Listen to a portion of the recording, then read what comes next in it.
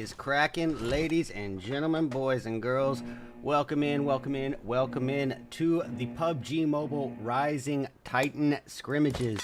And as we all know, I'm RedEyes, your ever lovable, adorably cuddly caster, bring you that daily dosage of butt kickery, tomfoolery, all around shenaniganism. We got 4 rounds of PUBG Mobile action to get in with you today. So let's just go ahead and get right into it. We have got some heavy hitters coming to the table today, ladies and gentlemen. We got the likes of Scorpio, the Untrustable 4, HARYANVI, Ducklings, Never Forget Loyalty, The Lost Cause, Ruthless Ruler, KHOPRA Rain, Team Extreme, PB Officials, Rest in Peace Department, F 'em all, some angry GURKHAS, Golden PHYRA, and RTP Resilience.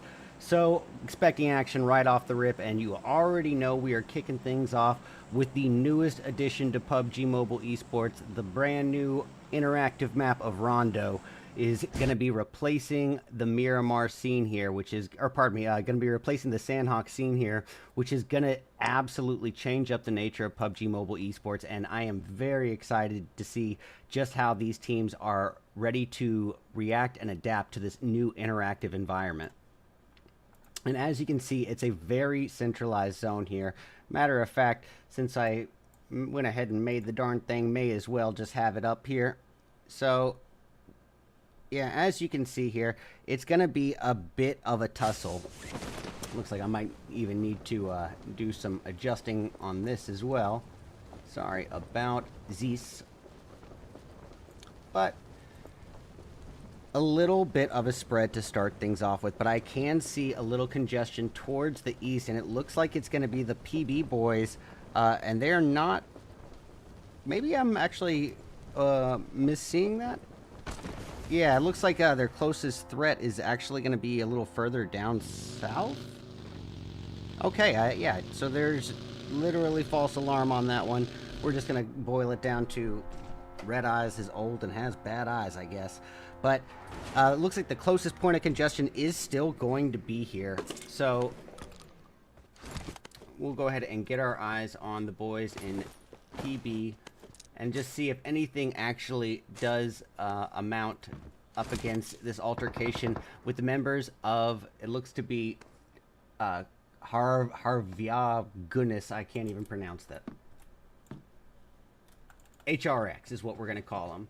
We got Luffy here with the JS9 in hand and putting out a hailstorm of 9mm bullets, but swallowing a lot more in retaliation. He's able to dish out. He is brought down to the prone zone just like that. And that is going to be a rough start for the PB boys. It looks like it is all coming down to Glock. Glock is their final hope now, just desperately clinging to life with a QBZ M762 combo. Also, ladies and gentlemen, let me know how the levels are. If anything needs to be turned up or down, just don't hesitate to let me know.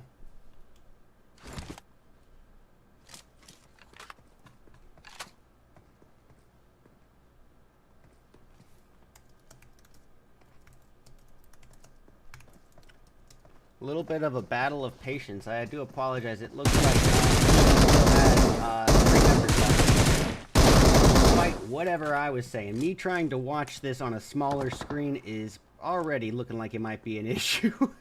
But if I have too many more mistakes like that, then I'll just go ahead and maximize the screen size here.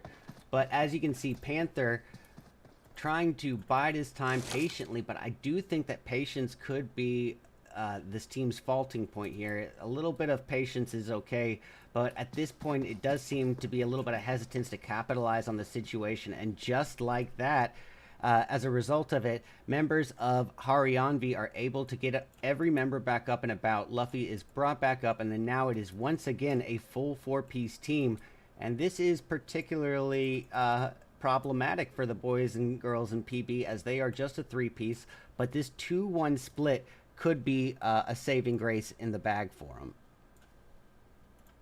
And let's see here if I can get it. Yep, just like that. I think we saw right there Glock coming back into the screen area. This could be their one little saving grace. If members of, I guess, PB Slayer and Paradox are able to maintain the focus and distraction, Glock could either use this as an opportunity to find an escape route or maybe potentially catch that off angle. But as for now, it is for sure just a battle of patience. And I'm going to go ahead and pull up the alt screen here so we get multiple angles. And just want to make sure we're not missing anything here on the screen or in the rest of the map. And it doesn't look like much else is happening. We saw a little bit of commotion here. It does look to be just that Rondo exclusive. I don't even know what that is, to be honest. I don't know if that has anything to do with the electric field or not. But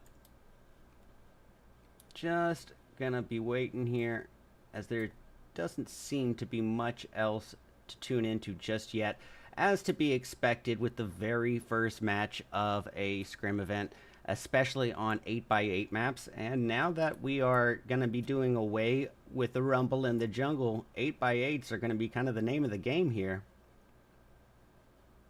And it looks like Dawood is going to be holding position with that 5.56 LMG, the M249, providing an off angle for him as well. But I do like what PB is doing here, really spreading out and diversifying their assets here, getting multiple lines of sight on the opposition, multiple angles, and multiple escape routes. Unfortunately, I do think that just given the layout and density of this city, or I should say congestion of the city, that this could be just a battle of patience, meaning that this could be quite a standstill for some time to come. And if that is the case, I don't really want to linger around for too long. Yep, and especially if we have anything else on the board offered to us. So for that reason, I'm looking at the alt screen here, checking the map, and once again, just a little bit of a slow match here, but I do see something potentially in the mix. It's going to be U4, actually. Yeah, let's get U4 up here on the screen.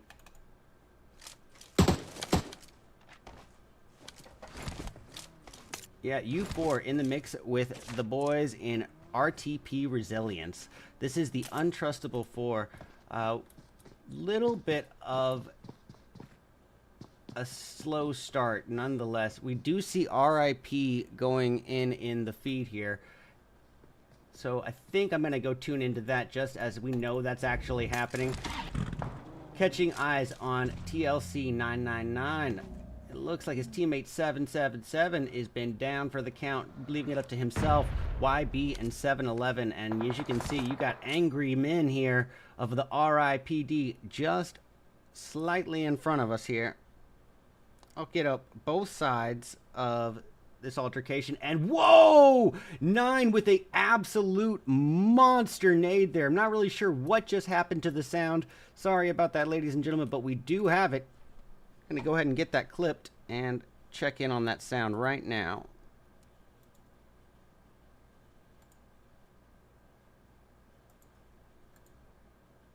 I'm not really sure what's going on there.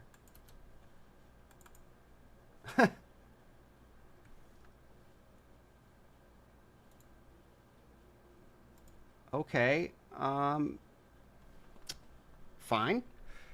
Tell you what, we are going to pull up the alt cam here, and I'll turn the sound on for that just for the moment here while I figure out what is happening with the simulator sound.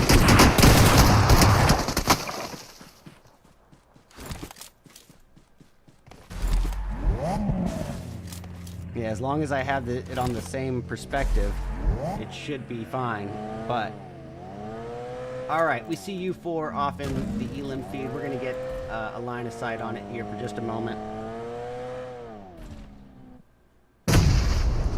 Oh, Ansh is brought down, leaving everything in the hands of Brian.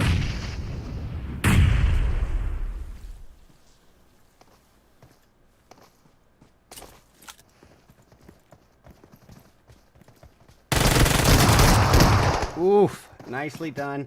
And that's going to be it for U4. Apologies, ladies and gentlemen. Let me just get this sound stuff resolved here. I'm going to try to add another audio capture here.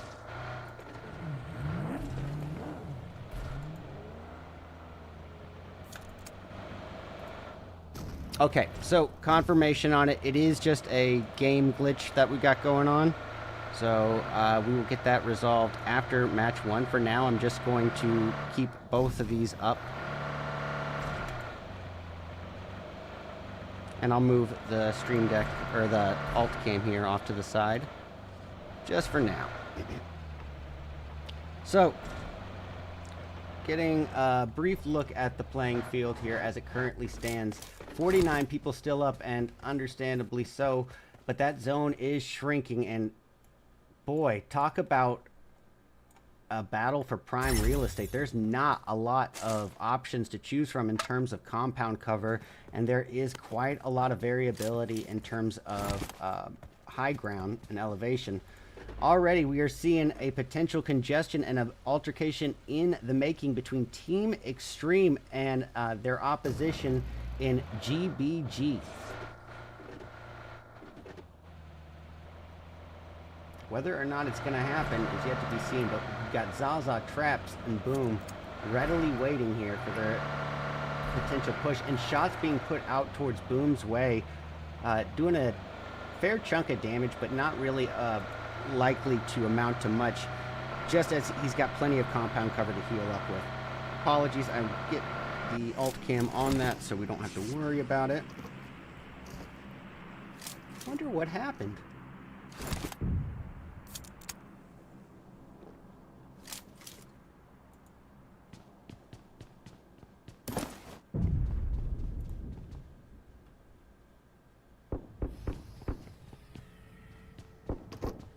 All right, well, we're hearing shots off in the distance. Gonna just have a look at the feed here. Yeah, it does look like a knock has been put outwards towards someone on the Ruthless Ruler side here. So we'll catch a brief line. It looks like Fear of the BGB boys is already taken out of the equation. Now with Zill down, player 1, Dementor, and player 2 in a bit of a tough spot here. I'm not really sure about the numbers in favor of Golden Pyra yet. They are still a full 4-piece team, but as you can see, they are playing it with a slow halt. There you have it, folks, the interactive environment. Just a little taste of things to come for the PMSL. Yeah, it's going to just be a bit of a standstill. As you can see, Pyra has a little bit of distance here between themselves and their opposition in Ruthless Ruler. Matter of fact, Ruthless Ruler's still not even rendered into the feed here yet. There is Zill. Okay. Zill brought back up, and with plenty of space and wiggle room to just kind of way out and try to let these numbers dwindle. Remember, ladies and gentlemen, as this match progresses and we get to our top 8 teams, that's when you reach the bracket for placement points, and especially considering just how important and weighted those placement points can be on a low kill game, you can understand the hesitance of some of these teams to engage early. But we can see right now the Ruthless Ruler's not far off from the opposition of some angry GURKHAS, and Illusion could be stuck in between a rock and a hard place here, and the rock is going to be Team Scorpio, the hard place is going to be Team Ruthless Ruler.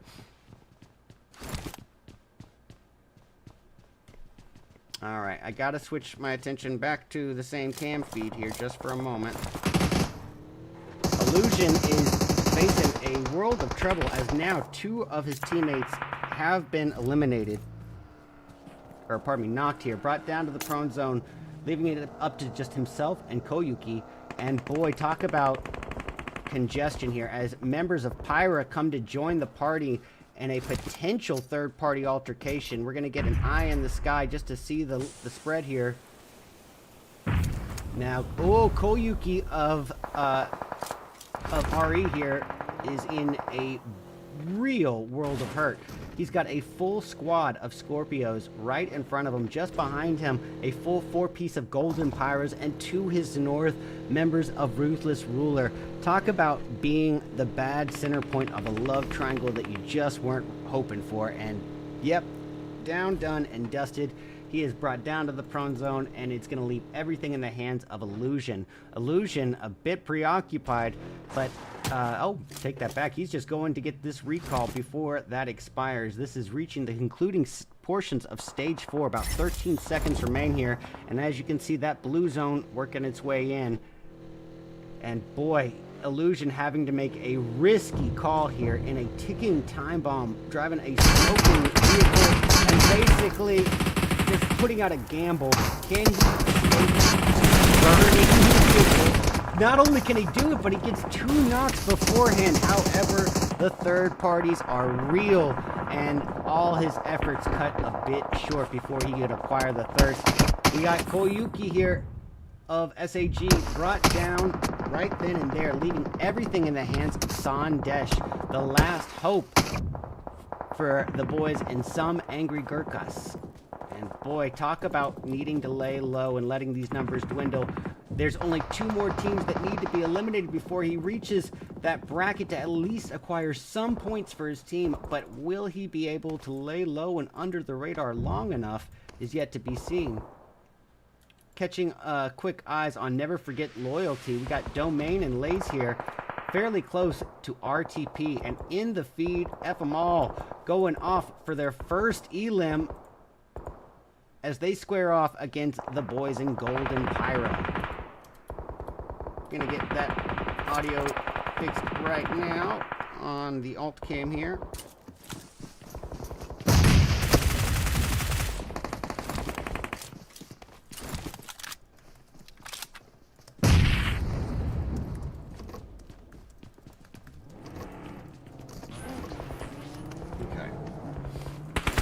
Tigress, still a member of this full 4-piece of Pyras, and with the opposition of FMall just in front of him, it would add a pressure factor, but as you can see, not as much of a pressure factor as that blue zone is doing here.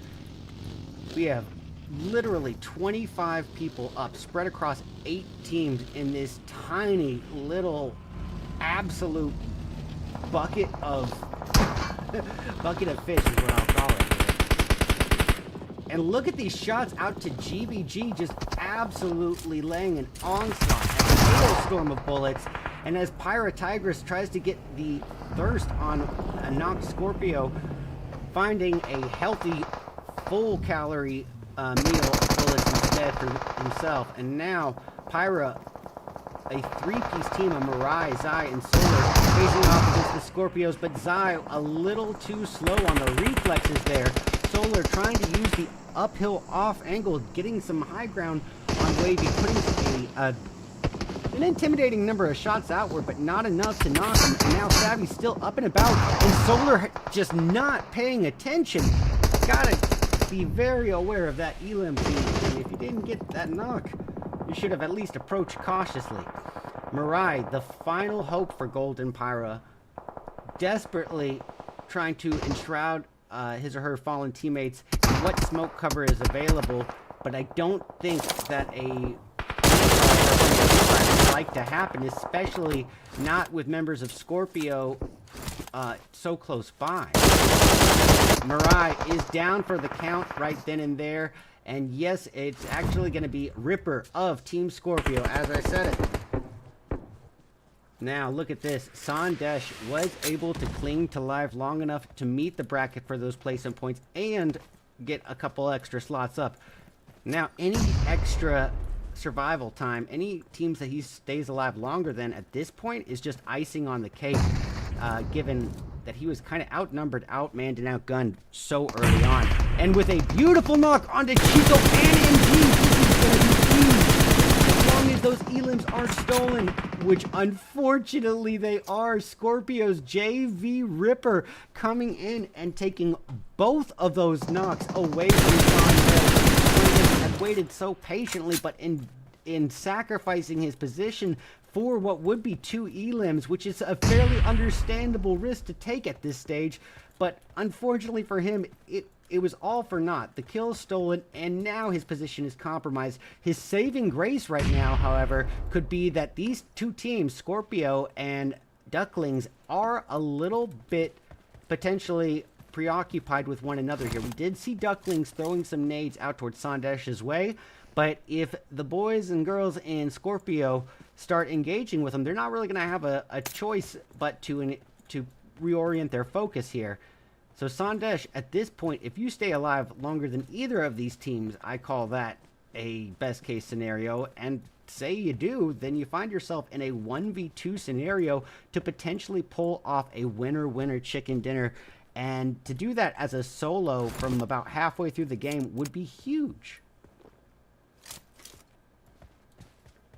And now that zone shrinking in. Zach and Carter of the Ducklings facing a world of pressure here. Carter, the final hope now for one last little Duckling. Can he waddle his way into this zone? He does, but boy, the utilities are outward.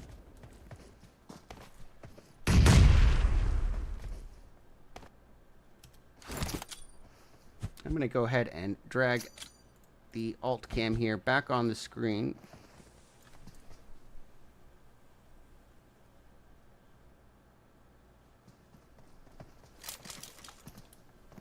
Yeah, we got Spider-Man coming in onto Carter. Carter gets loaded damage from that utility, brought down to about 5% of his health. If Spider-Man gets one hit on him, it's done. And luckily, he does. Carter brought down for the count. And Sandesh, look at this little goat go. The engine that could. The final hope for his team. But you know what? No matter how that little final stand went down, his team is thanking their lucky stars for him, because he brought them all the way up to a second place silver medal finish, and that is like 6 to 7 placement points alone. Add the fact that, you know, they had one elim onto it. At the end of the day, what would have been a catastrophic start to the event ultimately ends up being a pretty decent point gain for just one round. And if anything, at least it's not so detrimental as to throw them out of the running this early on.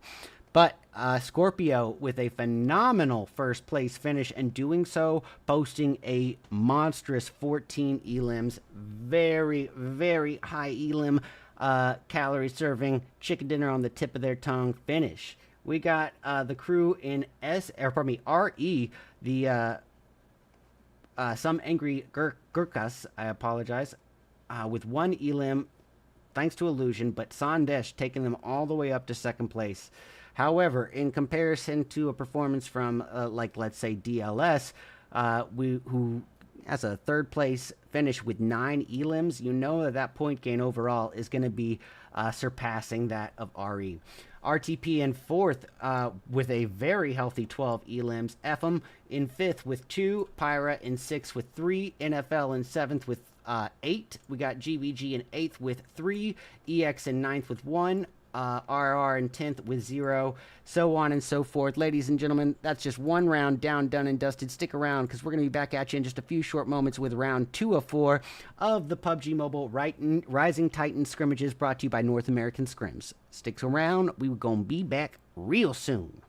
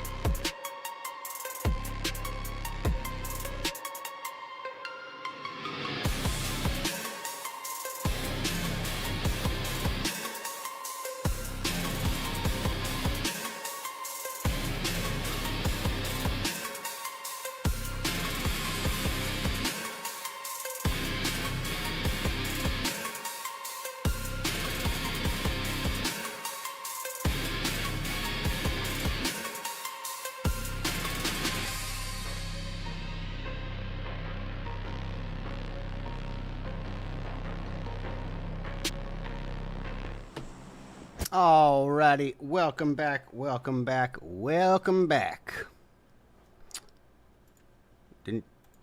Alright, sorry about that, ladies and gentlemen. We are here and ready to get... Oh my goodness, I have just clipped this so many times now. We are back here once again for round 2 of the PUBG Mobile Rising Titans scrimmages. And we're kicking it off with the very first map ever introduced. Of course, I'm talking about Erangel. We all know this one by basically like the back of our hand. By far the one that should be most memorized, most acquainted with in the esports scene, as well as just in general. And already we are seeing some congestion points. Looks like a not very ideal flight path for a lot of these teams, given that a lot of the water is taking up real estate space, meaning that the participants are going to have fewer options to choose from. Going to go ahead and get a line of sight here on the crew in Team 6. This is going to be DLS. Oh, wow. These graphics are definitely struggling right now, aren't they? Let me have a look to see if when I restarted, I'm betting that we might have had the settings reset. Let's have a look. Game smooth 90. All right, that's actually correct. Yeah, should be fine. We just needed to render in. Okay. Well, RTP Junior is going to be dipping on out, and understandably so. He does not want that smoke this early on.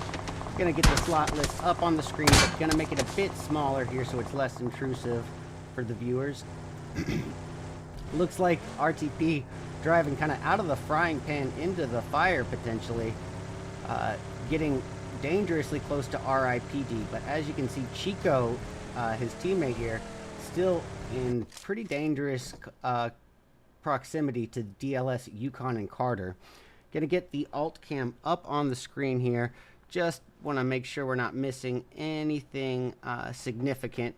So yeah, we have a lot of congestion points. No time to waste here. We're going to switch our attention down to the bridge region where, pardon me, the bridge region where it looks like PB is up in the mix with GBG and Panther, especially as Panther and Slayer in a potential world of trouble as their other two teammates are a little further out. Looks like they are trying to close in and provide some assistance to their team.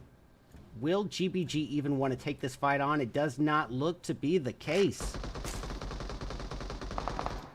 I do apologize for the overlapping sound. Sorry about that, y'all.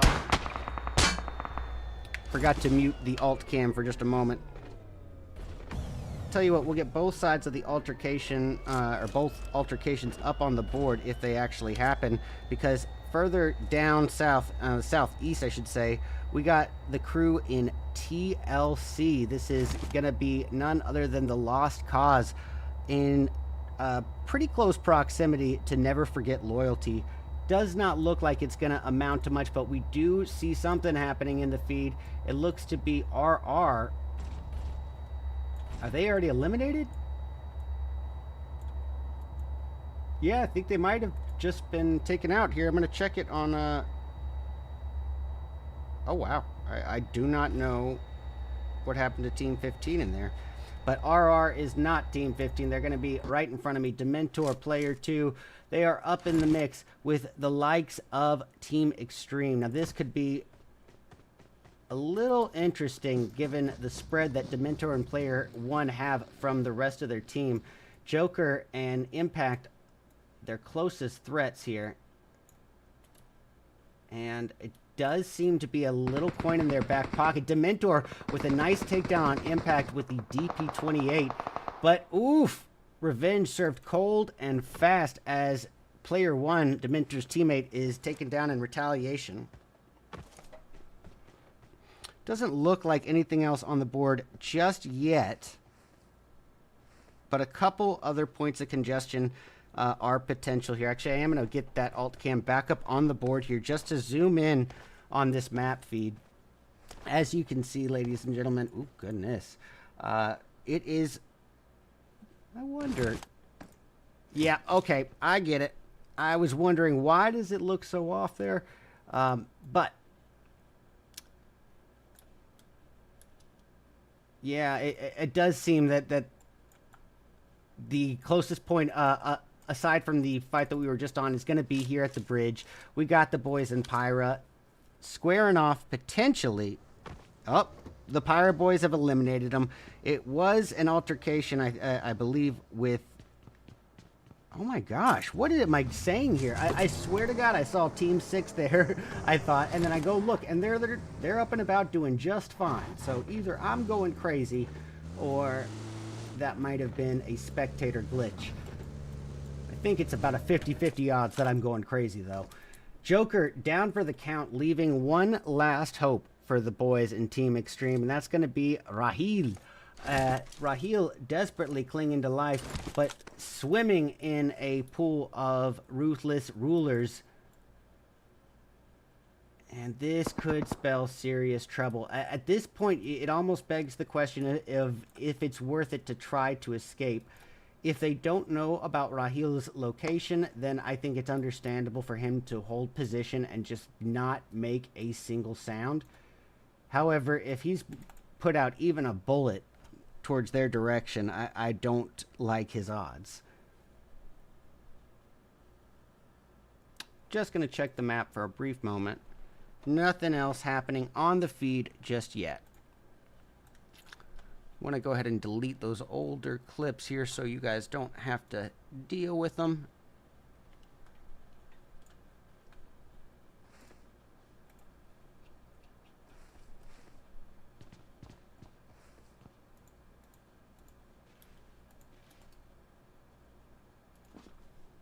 Just a battle of patience here, guys. And as I said, you know, it is to be expected from time to time, especially on the larger maps.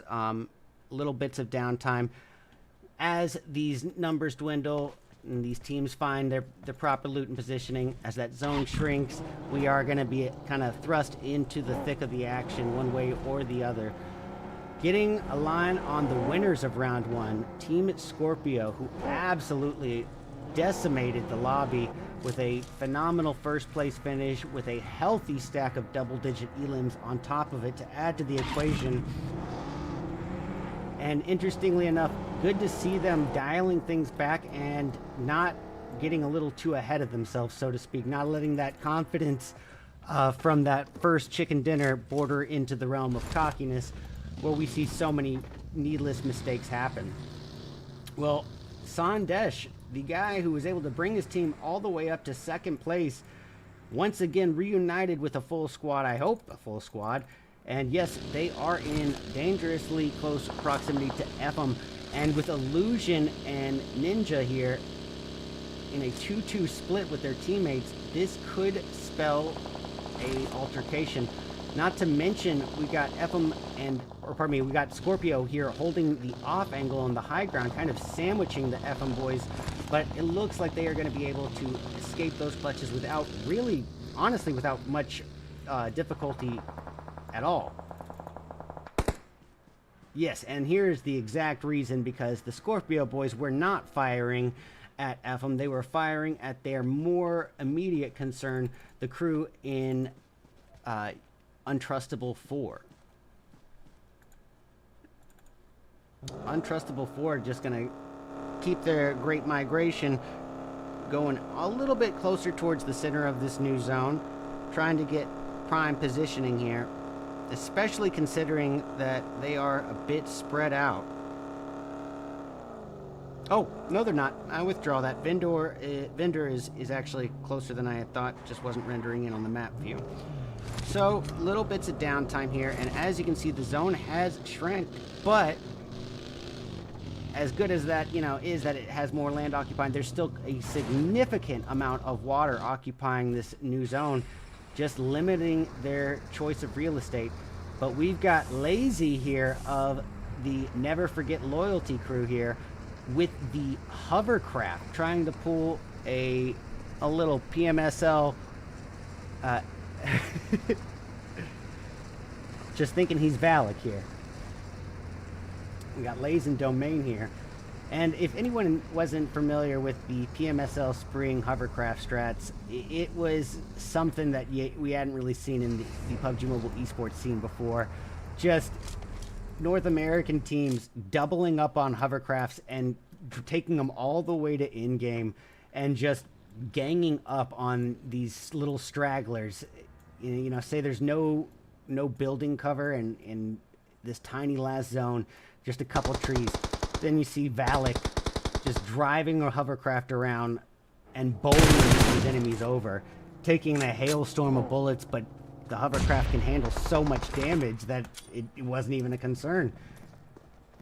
And since that faithful day, we have seen the hovercraft strat in, I'd say, more than half of the official North American esports events that PUBG Mobile has put on since. Well, Scorpio and the crew in SAG exchanging some warning shots, but it's not going to amount to much at all. And the battle of patience really just continuing here. We still have 56 participants up as we reach the concluding portions of stage 2 here. And everyone on the northern island, meaning no one's trying to occupy that southern military base for obvious reasons, but there could be some potential benefit of it if you're not a high elim team. Given the next zone shift, if it isn't retreating away from the military island, it could be just free survival ranking gain for some of these lower performing teams. Gonna switch my attention to the last hope of Extreme, Raheel, who is swimming in a pool of the lost cause oppositions, driving right past 7-Eleven. And I gotta say, you know, I get the need for a vehicle rotation, but to make it this risky of a rotation, driving this close to this many opposing teams that he can clearly see, it's risky. And he is suffering the consequences of that risk right here and now. Just bullets chipping away left and right. He is brought down to 10% health, thanking the lucky stars above, PUBGesus above, for being alive at all. And somehow he actually is going to escape it. They're not going to pursue him.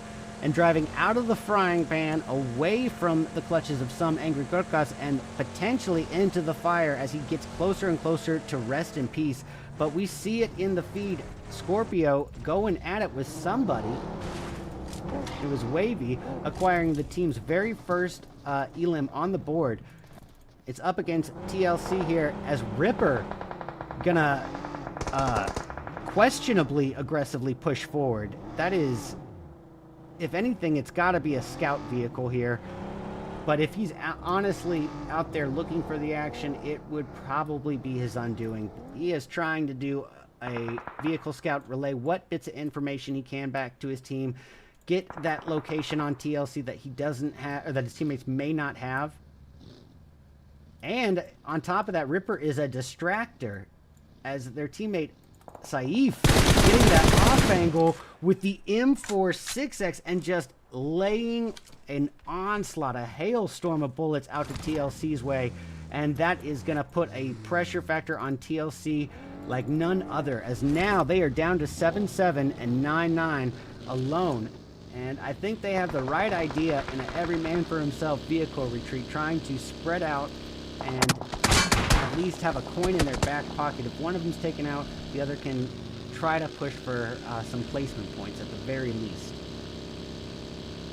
Not anything else happening just yet on the board, but that zone has shifted yet again, and it is going to in fact be inland, taking away that concern about the water space. So this is going to be a battle for prime real estate. As you can see, there's really not that much compound cover to choose from in this new zone. You got Gatka and some outlying stray compounds, maybe a couple shacks, but not really a whole lot. But I do see you know, some potential advantages, obviously, for the geographical high ground, and I think the crew in PHYRA sees that as well. especially considering that they don't really have to account for their backside as it's going to be dead zone. It means they only really need to account for about 270 degrees of oversight here. And it does look like they've got, you know, maybe a potential line of sight on members of, I guess that would be Rest in Peace Department. And maybe a potential future line on FM, but so far, not so much. And that zone has shifted and takes all the perks and advantages away from them, as they are going to have to rotate just like everybody else into this new zone. And I got to say, those who decided to occupy the Gatka outskirts, you know, teams like DLS and PB, teams like, pardon me, HARYANVI, I'll never remember that name, HARYANVI, getting some early pickings, early choice on locations, which could be very crucial as we reach this round 2 in-game. Okay, I heard some stray shots. I'm not sure exactly where they're coming from. We see a little proximity here between someone on PHYRA. It looks like Mirai driving right past the PB crew, and I think that may have been where the majority of the shots were congregating, trying to put a hurt on Mirai that were not successful. But looks like he is also in pretty close proximity to Ruthless Ruler, as well as TLC just across this little ditchway here. And all the while, Luffy and his teammates of HARYANVI squaring off with SCORPIO. SCORPIO, as well as, I'm imagining, Ruthless Ruler. But gosh, guys, literally in the last 2 zones, we have only lost 3 players, I believe, here. So this is going to be an absolute onslaught of an in-game. And anyone who's seen me commentate in moments of downtime knows my spiel. Yeah, it is just part of the nature of PUBG Mobile Esports to have bits of downtime on larger maps, given certain zone shifts. But anyone who knows it knows that earlier mid-game just means a more intense, action-packed in-game for us. Alright, it's down to Trap and Boom here for GBG. Ooh! GBG, Boom, the final hope now. And Boom goes the dynamite. I love that that just happened because I've been waiting for this. And Boom goes the dynamite. I don't know if that even actually played, but I hope it did. All right, no time to waste as we got RE and FM squaring off at the southern portion of zone with a potential third-party rooming from the crew in Team 4. Unforgettable or Unstoppable 4. Untrustable 4. Okay. Yeah, we're going to switch up to PB. PB, still a full 4-piece, but that candle is burning bright as Paradox is taken down to the prone zone, leaving it in the hands of Panther, Slayer, and Glock. We got Slayer, just a absolute utility, trigonometry calculated, and sinking battleships left and right. Boy, Martha Stewart herself could not have cooked a finer nade. And then back-to-back following it up. I think he just took 3 people out in 2 nades. All right, TLC potentially dealing not just with the opposition of Golden PHYRA, but the more recent approachers in Ruthless Ruler. Player 1, M4 DBS in hand. That DBS could be an absolute game changer in close quarter in-game. And look at him just keeping that scout pressure on, trying to lure some of them out of their safety zones here. And actually, I'm not even sure what he's doing, leaving his team. They are all spreading out, every man for himself vehicle approach, and pushing towards the likes of Golden PHYRA. As you can see, Zai and Tigress a little preoccupied as they drive out to focus on the PB crew. It is just going to be an absolute bloodbath. Tigress now the final hope for Golden Pyra, and with multiple members of PB in front of them, but they are distracted with Dementor. Looks like Dementor is out of the equation. Zeal a little further up north, dealing with the final hope from Extreme, and that is that. Down, done, and dusted. Alright, look at this. Boys and Ruthless really finding their flow here in this round 2 in-game, putting a huge pressure factor onto FM as 5911 is taken down, and now it's in the hands of their final 2 members. Unless they can secure that revive, FM gonna try to enshroud himself in what smoke cover he can. It looks like 5911 is gonna be revived here, probably just due to a little bit of hesitance on RTP's end, but oh, a beautifully thrown nade at the hands of Zeus is gonna even those odds out again, and now, oh, 5911, one of 2 final remaining hopes here in a 2v4 against PB, but look, it's the devil you know is just as dangerous as the devil you don't, and it looks like that's not their only threat, as RTP, Joker, and MG are also coming in, and it's going to be the finish right there. Out of the frying pan into the fire, whether or not they notice this last hope here for HARYANVI, this last straggler, Fufa. I don't think they do, and now the crew in NFL just being picked apart. It's down to Shiesty, Lazy, and Domain, but Lazy is brought down to the prone zone, and it's down to Domain and Shiesty alone here in a 2v3, pardon me, a 2v4, but technically a 2v3 against PB as Panther is down. Block gonna try what he can. See if we can get both sides of the altercation up on the board here. Revives happening from MGG to Chico. Domain working his way around and does find that line on Glock then and there. He says there will be no shot of a revive for you, Slayer. Slayer clinging to this tree for dear life, but he does have a little coin in his back pocket as if the crew in RTP gets that line on the low ground holders in Never Forget Loyalty. All he really needs to do would have been to just kind of lay low at that point. But unfortunately, for the PB plan, they did not account for Chico and Jonier just absolutely sinking their battleship with a monster nade, just raining hellfire on them. And now, Slayer, the final hope, and boy, the PB has been spread, and that is done. It is a 2v4 in round 2. You gotta admit, RTP in full form here. Domain is down for the count.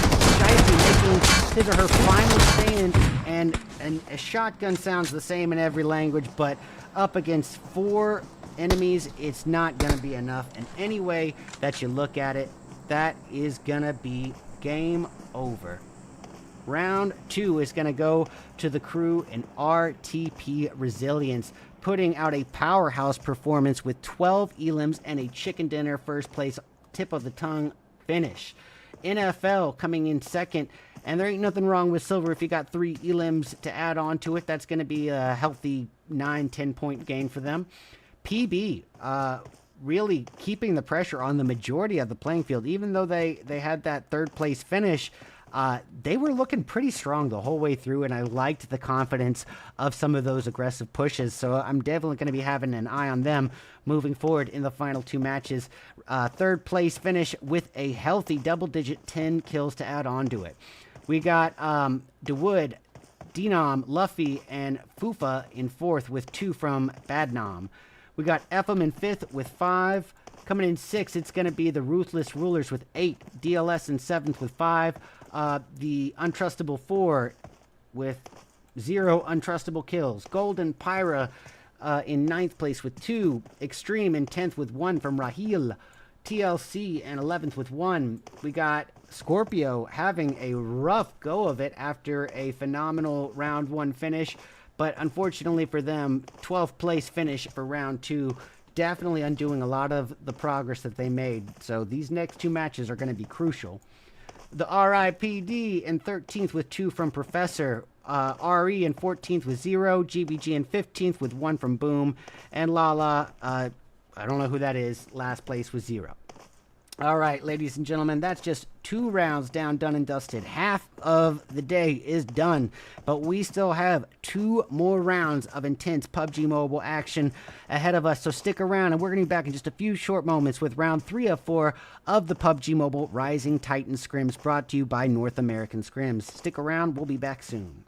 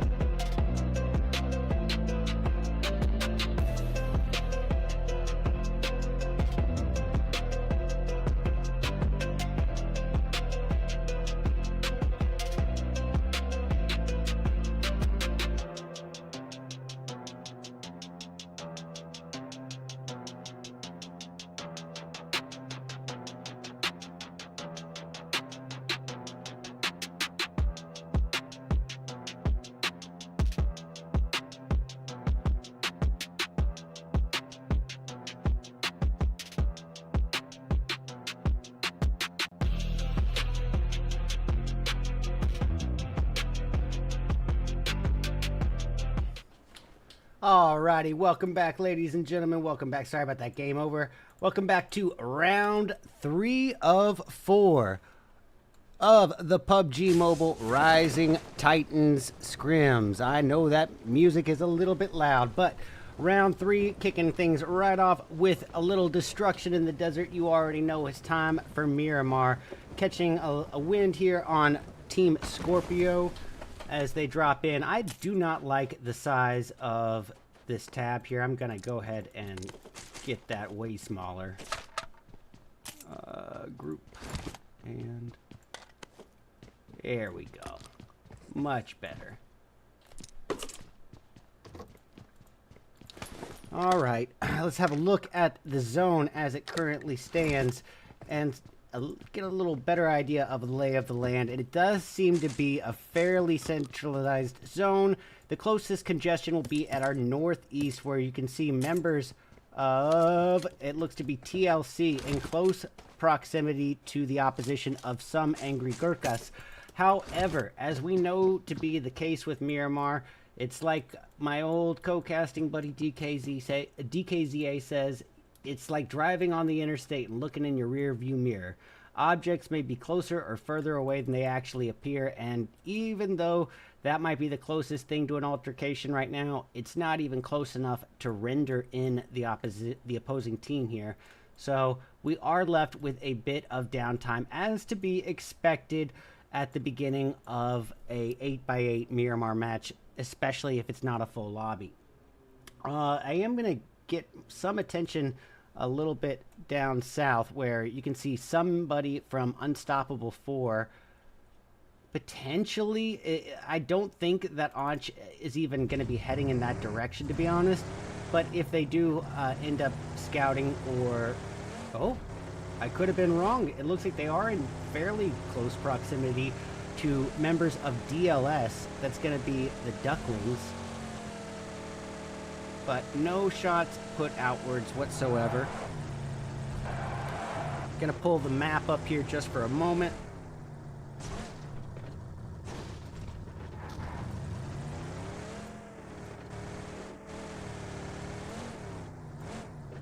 Okay.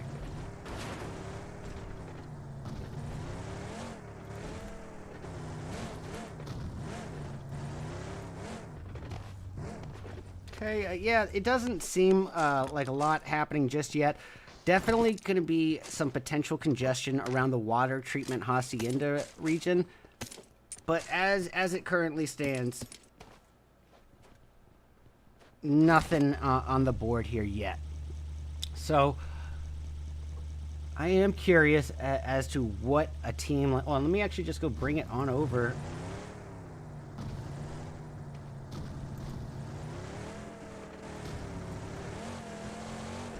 Oh, I see.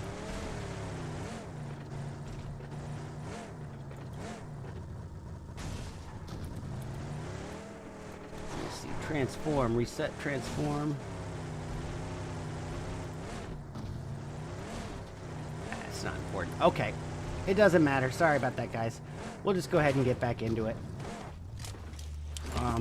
We're not missing anything regardless. So a little bit of downtime here for us. So I'm going to tune my attention to the crew in Team 5. This is going to be the boys in HARYANVI. They're not even really that close to Extreme, but close enough that, you know, if Extreme were to have high ground, maybe a phenomenal, like, 8x on and sniper or a 6x, they might have some overwatch over Luffy. I don't see it being likely, though. Anything can happen in a Miramar match, especially from the mid-game point on, but I will say this is certainly a very reserved play style from the team so far today. It's been a lot of slower first half matches, understandably so.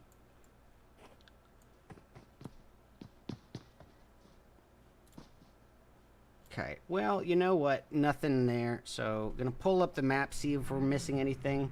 It does look like there might be a flank rotation being made by Team Scorpio. And you gotta remember, Scorpio had a really great first round, followed by a tough round 2. I believe they got 12th place overall in round 2. So, tons of slack in the rope that they're gonna have to make up for if they want to, you know, regain some of the progress and, you know, advantage that they had made in round 1. It's going to be basically zero room for error because there's only 2 more matches, including the one we're in right now. So there's essentially a match and a half left for them to undo all that damage that they made here in that 12th place round 2 finish. I think I'm going to just go ahead and put them up on the screen. I know that they're not really in the action, but no one is right now. So since we're talking about them, may as well not have any confusing ambiguities there. So we are talking about Team Scorpio. Dun, dun, dun. And yeah, it doesn't seem like much is going to happen just yet. There's a potential for the Unstoppable 4, who are still driving, to, if they continue heading northbound, to run into the crew in GBG, or potentially face a eastbound altercation from, oh, pardon me, we got Scorpio in the mix now, up against RTP. The shots have been put outward by Ripper, but boy, I wish he had taken a little more time and aimed it there. Saif now being picked apart. He was the off-angle holder. This was supposed to be their coin in the back pocket, that 3-1 split. And it looks like Saif able to hold his own in that 1v1. Now, maybe that off-angle here could still be beneficial, especially if Jonier is not aware. But you can clearly see that he is. That is going to be a thirst on his teammate, MG. But Jonier not going to give any easy peeks to the low ground holder. Saif putting some warning utilities outwards towards the likes of Scorpio. Didn't see a whole lot of damage come from it. Saif taking a little bit, and Ripper as well, but nothing that's going to really deter them from this altercation. And it does look like RTP, on the other hand, having lost MGG, is going to use this opportunity to try to bow out and carry on and at least get some better placement in this round before they focus on their elimination count. But RE already in the feed. We're going to go tune in for just a brief second here. Looks like Sandesh was the one in the altercation with a bit of high ground over the boys in TLC.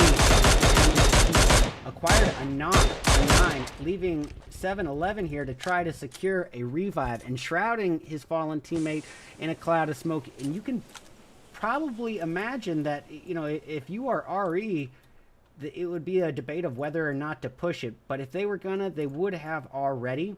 And I think they probably made the right call, because they've got TLC as 007 here in an off angle. Yeah, RE made the right call for sure. Illusion taking minimal damage, but even if he was knocked, it really wouldn't have been too much for him, because if so, he would have been brought down to the prone zone, and that Hillcrest would have blocked the line of sight from any thirst. So TLC would have had to push on it. Again, re-emphasizing why I think RE made the right call in not pushing on that knock. But there is a potential altercation, I could say a potential problem here for RE, in that, yeah, they are maintaining this high ground over TLC, but they do have a potential threat behind them towards their migration into this new zone, and that threat is going to be none other than PB. Luckily for them, PB is a little distracted and focusing their attention on the crew in rest in peace. So where's the bit of action going to come from?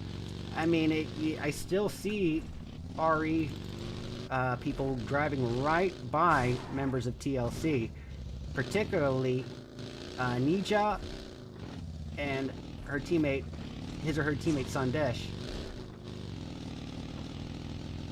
But other than that, no points of altercation happening. Oh, as I say it, yes there is. Scorpio looks like they might be about to face off once again with RTP. This will be essentially a rematch from round 2.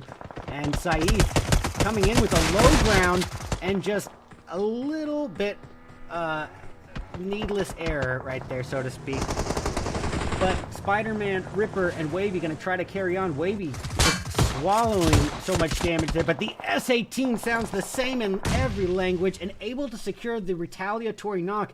The nade crashing onto him, taking him down to 5% health, but thanking his lucky stars, he is still up and about and sticking a revive on his fallen teammate, Spider-Man, leaving Spider-Man in charge of the Overwatch cover fire, and Spider-Man slinging on in and securing the finish. And just like that, Scorpio is back in the mix with their first 4 elims and didn't lose a single member in the process. This is the Scorpio that is much more in line with the performance we saw in round 1. All right, well, the last hope for Ruthless Ruler is going to be player 2, and boy, talk about a pressure factor. He's got 2 players from TLC right here. Can he make it away from him? He's going to go ahead and take this altercation on, a 1v2 with no help, outnumbered, outmanaged, outgunned, but a shotgun is his only hope here. It's F12.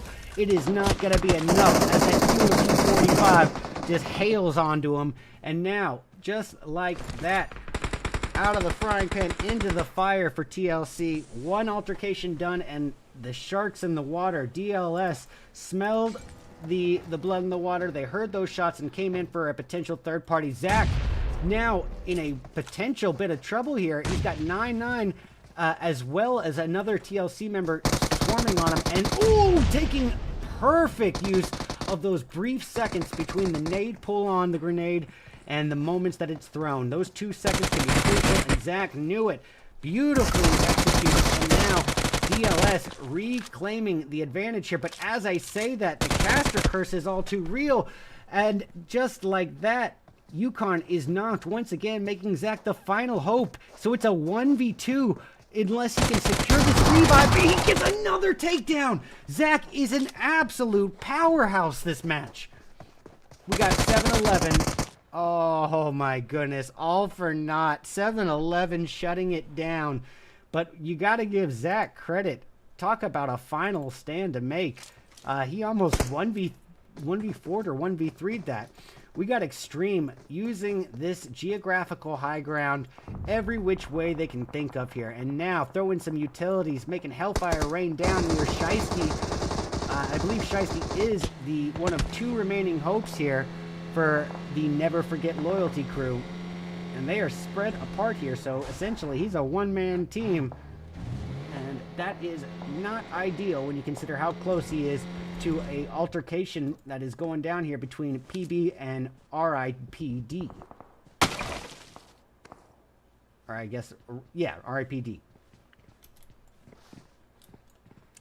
Look here, Shiesty still in the equation, very much so, but going to cling to that shack for dear life. And with only 4 more teams needing to be eliminated before meeting that placement bracket, I can understand why. Well, that's a knock on an RIPD member right then and there. Will it amount to a thirst? Professor going to try to secure a revive before any potential pushes, but no need to worry because as you can see, PB Official is not going for it. We're going to switch our attention to Team 18 where GBG squaring off with none other than the Angry GURKHAS. Angry GURKHAS at this point, yeah, well, there's still a full 4-piece, and this is a problem I have with this altercation, especially with these two teams. Neither of the teams is willing to push on the knock, so what is the point of engaging in the altercation to begin with? You're just using up each other's resources.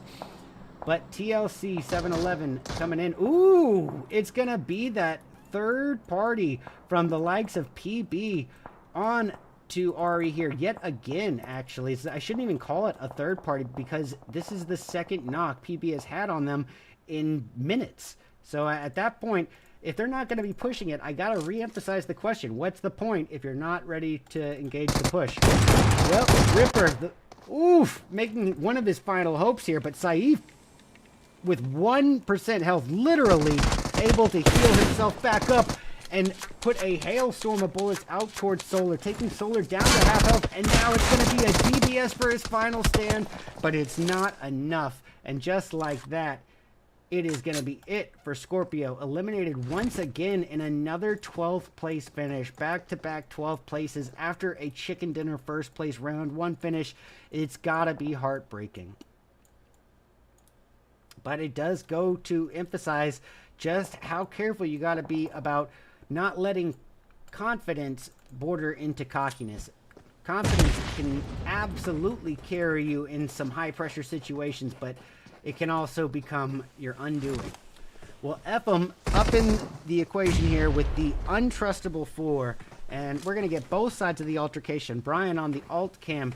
We'll get Sukman here on the main. No, Sukman is a little too far out. Well, one of the Ephraims is down, done, and dusted. That's going to leave it all in the hands of Ephraim and Sukman remaining now. Sukman, ooh, did not have a close enough eye on Brian, and Brian shotguns him to teach him a lesson. And now it's down to one last hope, swimming in a sea of unstoppable 4 oppositions, and really, at this point, if you're not pushing on it to attack or retreating now, I wonder what you're doing, because he does have a vehicle here that he might be able... I do see why. I don't think he'd be able to flank rotate away from this, even in that vehicle. It's just the remaining field is just too open. All right, getting the alt cam on the map here for a moment. Yeah, I think there's another altercation in the mix that I want to tune my attention to. It's going to be the crew in Team 5 here. This is going to be the untrustable 4. Or probably, I said Team 5. I don't know why that happened. All right, Luffy down for the count, leaving Badnom as the final hope for the team. And they are up against a very angry GBG. A 3-piece of GBG. It looks like Badnom is able to get the revive on DeWood. I gotta ask to the participants, I've seen so much hesitance from these teams today in terms of securing thirst on your knocks. Now, even if you thought it was a 3-piece team, you still had the numbers in your favor. So what was GBG's hesitance there? I bet they had a reason, and yes, they did. It is because of Team 15, the crew in Angry GURKHAS here. Having that off angle definitely could add a lot of pressure onto GBG if they were to try to make that risky push forward on the knocked members of HARYANVI. But given that they had vehicles, I still think I would have gone for it. Yeah, I think I still am going to boil it down to a little bit of hesitance on their end. But no worries. We are going to get our attention on the Unstoppable 4. Still in the mix here with the opposition of Ephraim. Ephraim down to one last hope here. And he is making his final stand with that DBS. A gun that sounds the same in every language. And it says back to lobby. But guess who else speaks that language? Well, the opposition. And just like that, Unstoppable 4 going to carry forward as a full 4-piece, and doing so with several elims already to their name. Raheel and Lala, the final 2 hopes here for Team Extreme. Impact and Joker are down. Raheel is down as well thanks to the cast. Lala putting a hailstorm of shots outwards towards PB, but just swallowing the blue zone damage. And you remember, as the nature of PUBG Mobile Esports, that zone is going to become more and more detrimental to these participants. So Lala knew what she was risking there. Unstoppable or Untrustable 4 able to drive right up to the party here, park right up next to PB, and look at this, Lala from the dead zone getting the knock on Paradox. But in those brief few seconds that they put those shots out, it really kind of cut out any possibility of getting another first aid off in time. So it's going to be it. And ultimately, it was a elim for Sandesh of RE. So thank you for giving a free elim to another team. But ladies and gentlemen, we are reaching the final moments of the round 3 endgame here. 4 teams remain. We've got Some Angry GURKHAS, the PB Officials, Untrustable 4, and RBG to end round 3. We're hearing the shots, but okay, it's shots putting outward towards RE. Not a lot of retaliatory damage connected, but Glock is taking some of it. However, GBG is pulling up to the party, and Venom is not fooled for a second. Anch trying to provide some smoke cover for his teammate to have a path back to reunite with Anch if need be. And tell you what, we're going to get PB on the alt cam.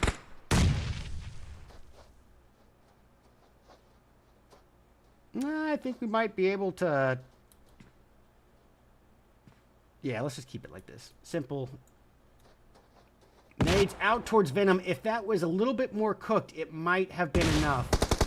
But it still does enough damage to take Venom down to about half health. And Fear preparing some smokes here to try to somehow work their way forward. But I don't see any possibility for either team to do that without eliminating the other here.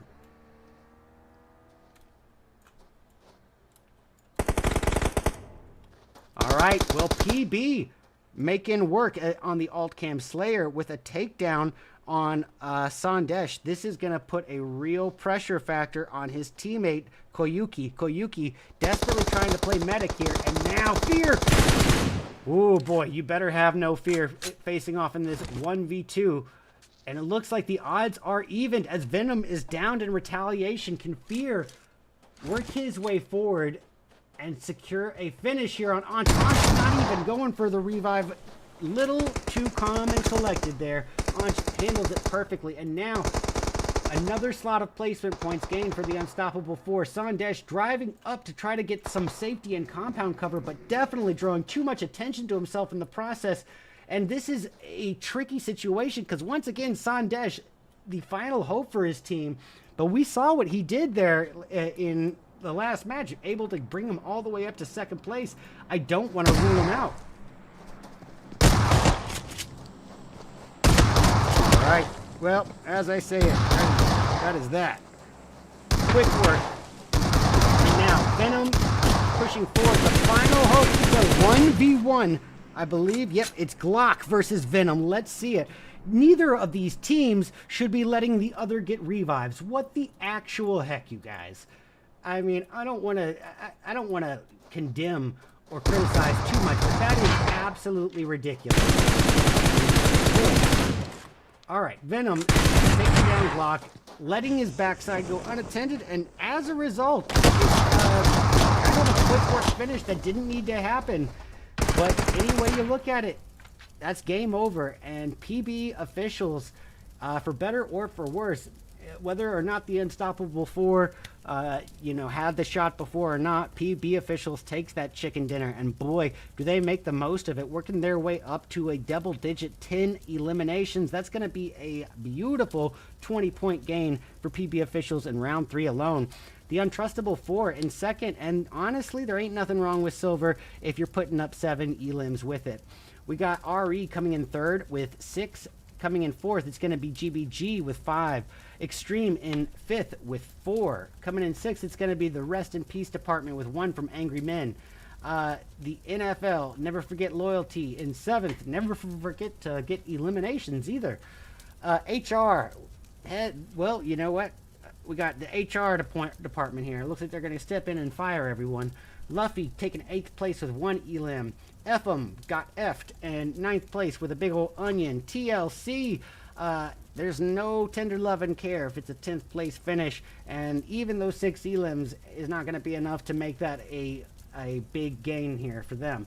Golden PHYRA in 11th with 3. We got another tough go of it for Scorpio. That's 1 first place and 2 back-to-back 12th place finishes.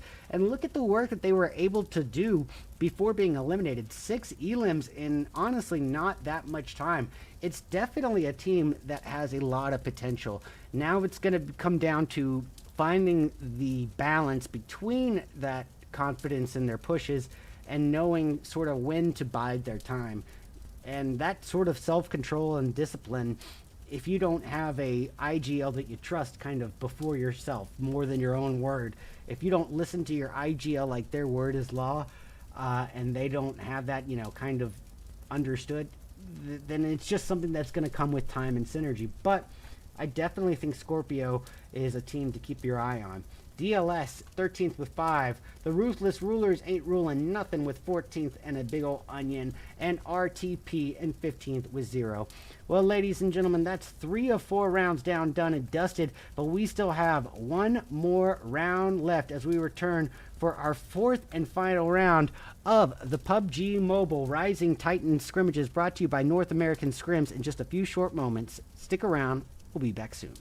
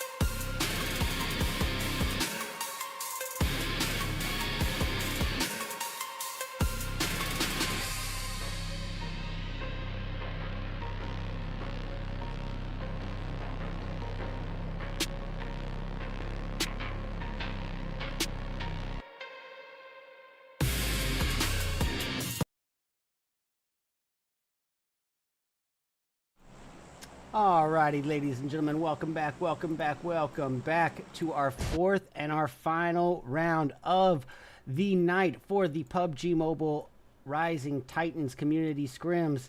And it all comes down to this, ending once again at our only returning map for the day. Of course, I am speaking of Erangel.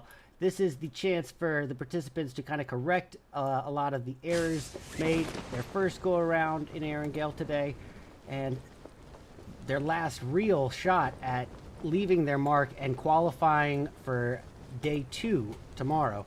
Now keep in mind, ladies and gentlemen, the winners of, oh my goodness, we are about to get an absolute onslaught here. We got Scorpio right here in the mix with none other than FM. This is going to be a fight right off the gates.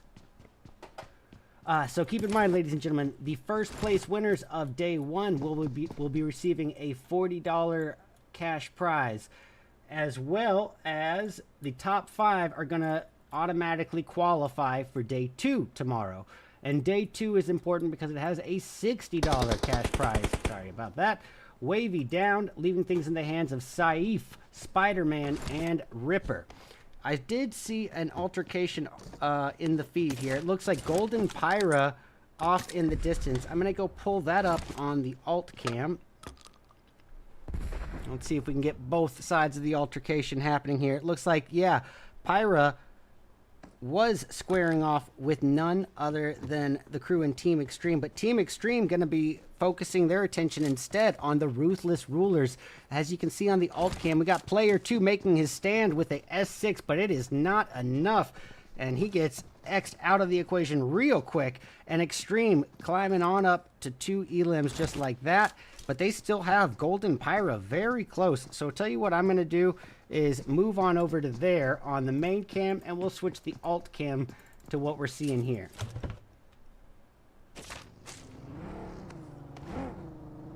Just in case this drags on for a little bit more time.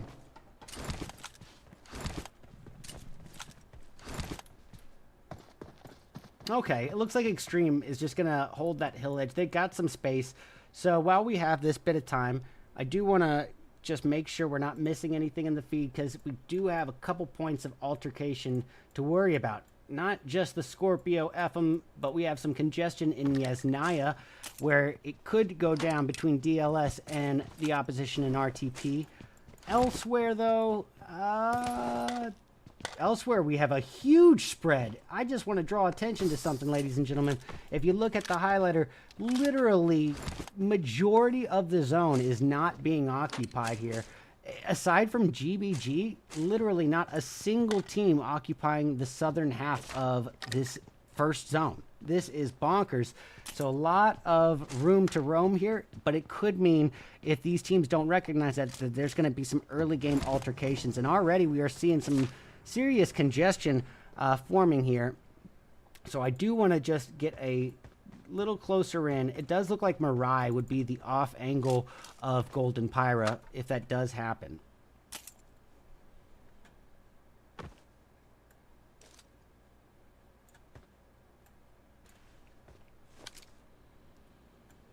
Okay. So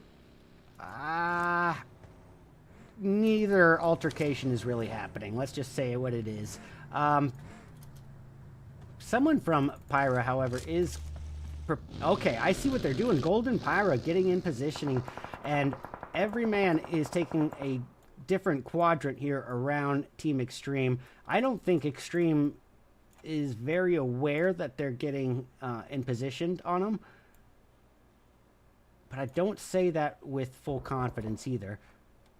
It's a 3-1 split, so Solar is definitely going to be their off angle. Now, if that means he's playing Distractor, or if he's going to be the coin in the back pocket in case the other 3 are taken down, yet to be seen. But I just can't. I can't do it. I can't do it. I'm sorry, guys. It's just too much nothingness happening. So, getting off of that on the alt cam. Sorry about these graphic renders. It's just the emulator. Spider-Man putting some warning shots outward that really don't do much damage, maybe chipping off at a little under a quarter of Ephem's health. We got Sukman here right up neck and neck with Ripper, and it looks like Ripper might be cooking up a nade, or pardon me, it's not Ripper, it's Saif cooking up a utility. I mean, oh!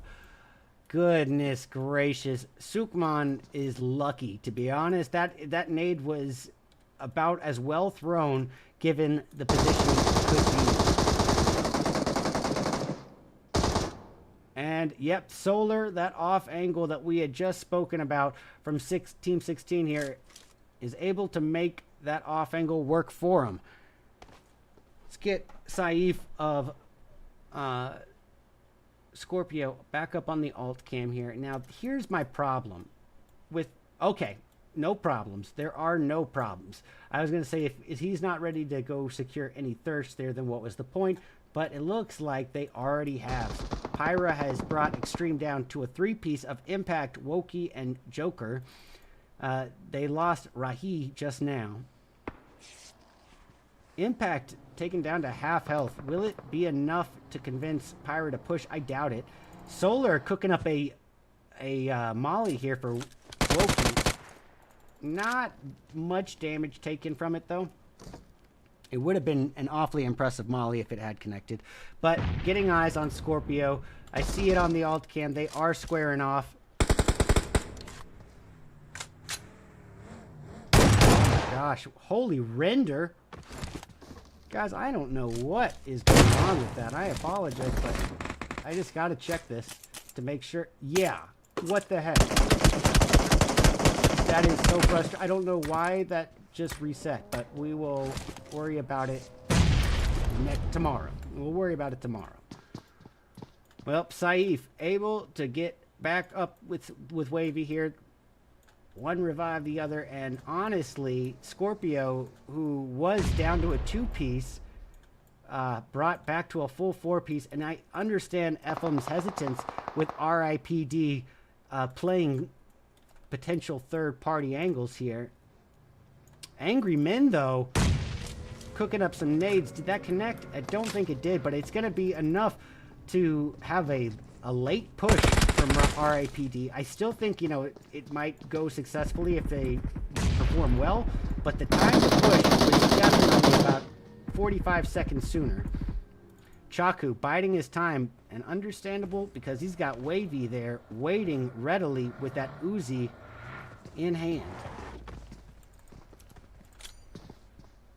And here we go.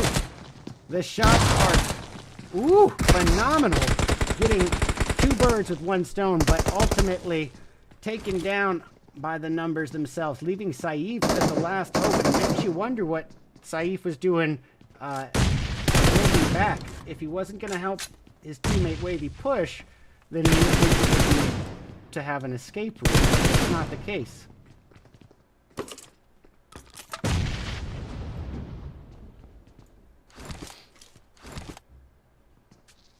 Oh, sorry about having the alt cam on the same guy there. Whoops. We'll get that back up to the previous altercation on the alt cam now. Impact making his final stand. Actually, let's just go ahead and bring it up. He gets another takedown on PHYRA. Oh, ultimately all for naught here. And PHYRA striking hard, and that is going to bring them up to 6 elims, and still 2 of their 4 members up to carry on the team name here. So it's definitely came with a price to pay, but anytime they're still in the running and you're not out of the equation, you're able to get those placement points, anything can happen. Well, RTP getting a surrounding angle on the Unstoppable 4, but it looks like Unstoppable 4 being ganged on. RTP MG just laying an absolute hailstorm of bullets out. And boy, the forecast is looking grim for the Unstoppable 4, as now Scorpio, the player Scorpio from Team Unstoppable 4, not to be confused with Team Scorpio, is the final hope.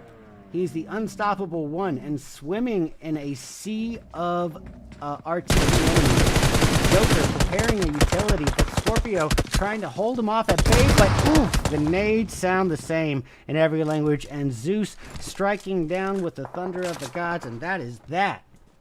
RTP up to 4 eliminations and still carrying forward as a full 4-piece team. There are still 33 players remaining spread across 10 teams, but look at this. I mean, not that much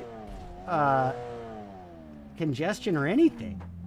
It's just a lot of open territory here across these 33 players. So that means we could have a bit of idle time here, but maybe not. Because as you can see here, towards the central portion of this new zone shift, we've got some congestion with PB, HARYANVI, as well as RE. So I am going to get a line of sight on that just to see what happens.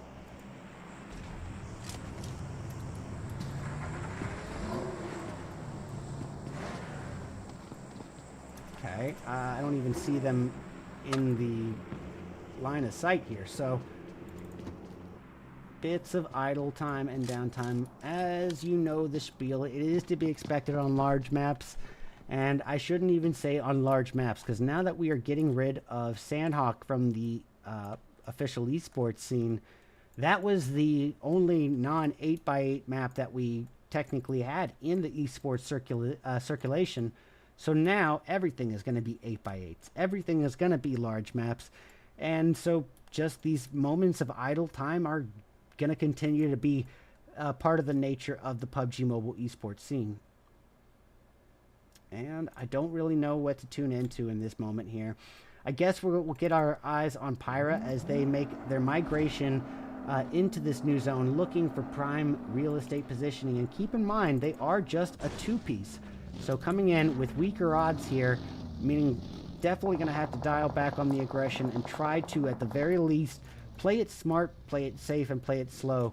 Not presenting themselves on any easy opportunities to the opposition, but as you can see, Luffy probably caught a line on them, because driving forward like a bat out of hell, and as I say it, driving right on by, out of the frying pan and into the fire, away from PHYRA and up towards DLS at a low ground disadvantage, shot down to less than a quarter of his overall health. This could be a world of trouble for Luffy, and continuing his great migration up the hill. Is he blind? Did he not see DLS up there? Did he not hear the shots? He just right into the thick of it, bringing his own demise. Luffy sacrificing himself on a platter to the gods of Team 6. And oh, Bodnam is down. Dawood is down. This is absolute 180 in the tides for HARYANVI, going from a 3-piece to their final hope in a matter of 5 seconds at the hands of RE and SAG. This is just an absolute nightmare for them. They were doing very solid there, in just a split couple seconds undid everything. All right, well, gonna briefly check the map on my alt feed. Here on the main cam, you can see the congestion between PHYRA, RE, and PB. There was a potential congestion with the last hope of Scorpio, Saif, and members of the opposition in Team 7, but he's going to be driving out away from NFL and towards a new position zone. Understandably so. He just needs to stay alive a little longer. One more team is eliminated, and he meets the bracket for placement points. All right. Well, PHYRA, Mirai going in right then, healing up as Zai takes down another, or once again takes down a member of RE. Illusion is down, but once again, it's the same story. A situation where, you know, PHYRA is certainly not, I can't see a scenario where they would honestly, knowing what they'd be pushing into, drive out into open territory to push on a 4-piece of Angry Kukas here. There's just no way. If so, they would take DLS fire from the Overwatch angle, and then if they secure, you know, get through that, they would still be driving up to a handicap match of a 2v4 or 2v3, and so it begs the question, why even waste the resources?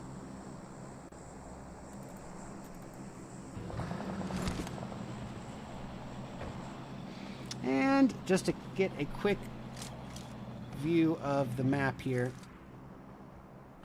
Hold on 1 second, guys.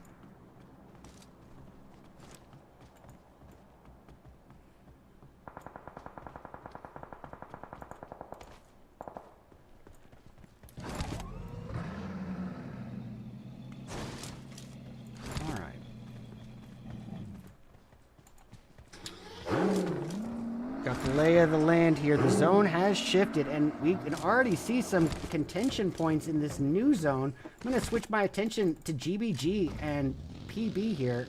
They might be facing off. Yeah, let's get into it.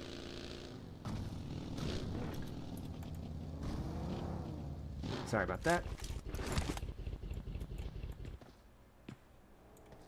Okay, well, GBG driving into what once was occupied by the Golden Pyras, but now with that zone shift, I mean, they're just going to have to move all over again. Pretty obvious to see why DLS is doing what they're doing. That high ground could be the only geographical vantage point afforded to this new zone. Oh, Saif pushing right into a Pyra. Or Pyra pushing right into Saif. And now NFL hearing the shot Saif put out to Pyra. This could be Saif's undoing. Looks like NFL going to keep their eye on the prize, potentially, or maybe they are going to psych them out here with a rotation around this hill edge. Nope, they are eye on the prize.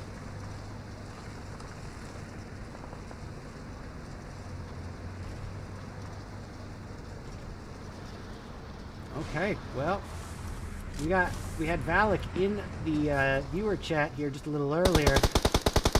And if he's still here, you can see the impact that he has made on the PUBG Mobile esports scene. Their hovercraft strat is no longer a one-off spin. You know, it is now genuinely North American PUBGM esports prevalent strategy. It's used more often than not now. Look at the spread NFL is doing. I think their IGL is really keeping a good attention on the lay of the land and everything going on here. Really playing pretty well under this pressure, and to have them all split up with the hovercraft strat, adding a pressure factor onto Fear, getting them to drive essentially right into the thick of it and right up to RE. Unfortunately, it didn't work out for, you know, the team who's actually doing the work, but nonetheless, you know, it does show that it's adding a pressure factor on the playing field. Well, Zaza, the last hope here for GBG, desperately trying to stay alive here. Remember, they are still one team away from that placement point bracket, but again, top 5 placing teams from today qualify for day 2 tomorrow, where oh, that's done. Oh my goodness. Zaza almost felt the grips of life escape him, and that nade taking him down to just above half health, and he is cooking up a retaliatory nade from the inevitable push from, luckily for him, another solo. This time it's from Ephim. Ephemal is not taking any damage from that nade whatsoever, and this is a battle of utilities, using nothing but sound cues alone.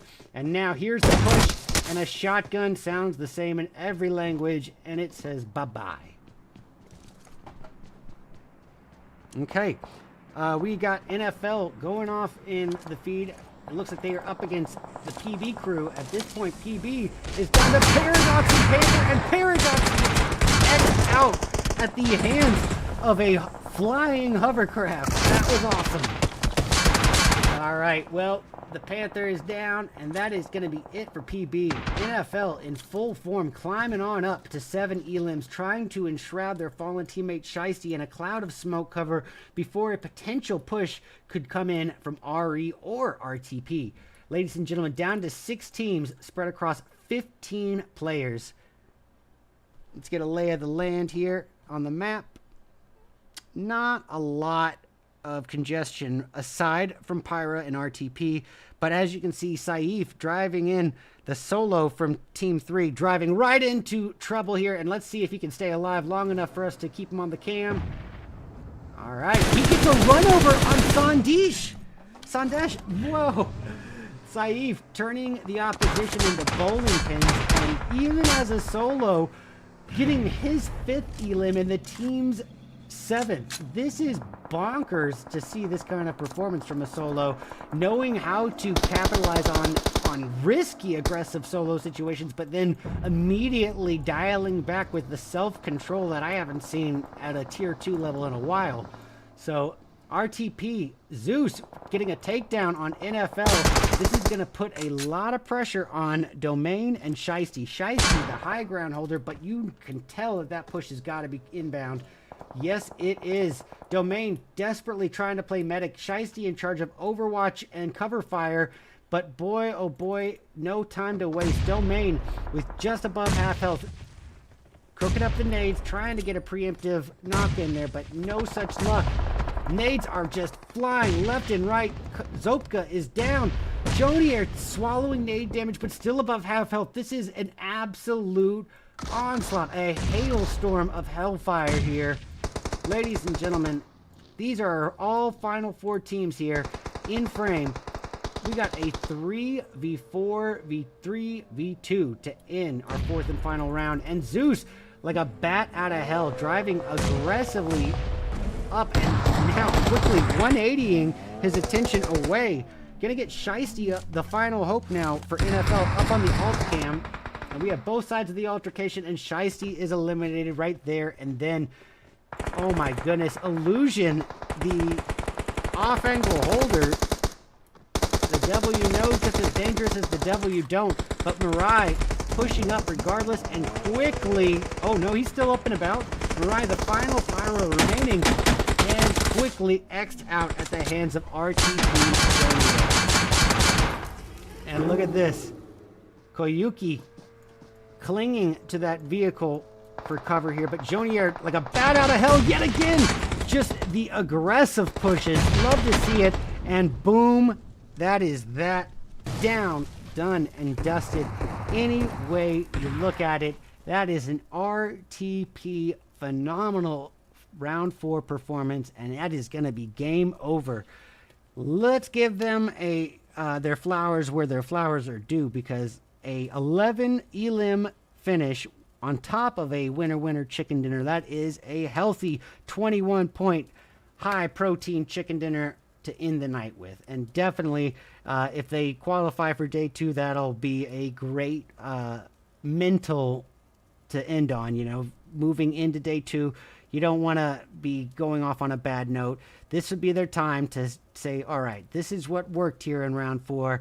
Let's see what we did wrong in the previous rounds. Do our, due diligence, do our homework, study the tapes, and see how we can come into tomorrow just hitting the ground running like they did in round 4. RE with the 2nd place silver finish. Ain't nothing wrong with that when you got 11 elims to add on to it. That's going to be 18, 19 point gain. PHYRA in 3rd place. And, if I'm not mistaken, I think it was Solar and Mirai, or Mirai and Zai, basically after, I don't know, zone 1 or 2.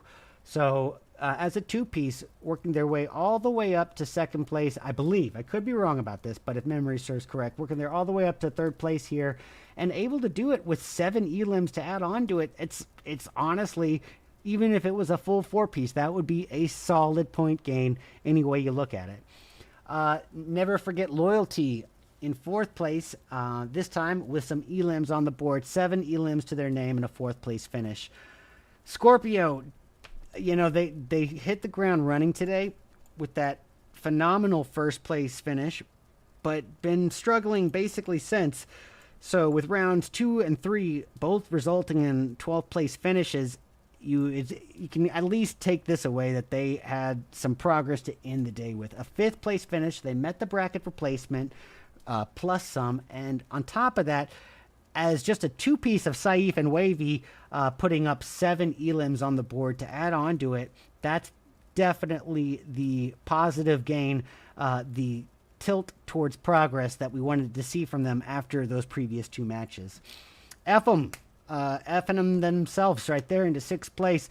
They get a little bit of placement points, but only 3 elims thanks to one solo player there, and they're thankful for them. So 6th place, but probably not quite enough to be taking home any money. PB in 7th place with 1 elim from Slayer. 8th place going to GBG, but a big old onion in terms of elims. DLS in 9th place with 1 thanks to Carter. We got HR in 10th with 0. The Untrustable 4 in 11th with 0. RIPD got themselves RIP'd in 12th place with 3. Extremely low on the placement board with 4 elims. But those, to be honest, to be eliminated in 13th and able to get 4 elims beforehand on that kind of time crunch is pretty good work for that short amount of time. Just now you got to get the better placement. 14th going to the Ruthless Ruler with 0. And lastly, there's no tender love and care in last place, especially with a big old onion for elims. All right. Well, ladies and gents, that's going to be it for day 1 of the Rising Titans PUBG Mobile Community Scrims, brought to you by North American Scrims. But we still have 4 more rounds ahead of us tomorrow as we move our way into day 2. Ladies and gentlemen, it'll be going down same time, same place right here on my YouTube. That's youtube.com/@RedEyesCasting. And I hope to see you all again there tomorrow. In the meantime, I hope you all have a great rest of your evening. It's been an honor and pleasure getting to cast for you today. And I hope you all have a great night. Have fun, be safe, and be kind to one another. GG's.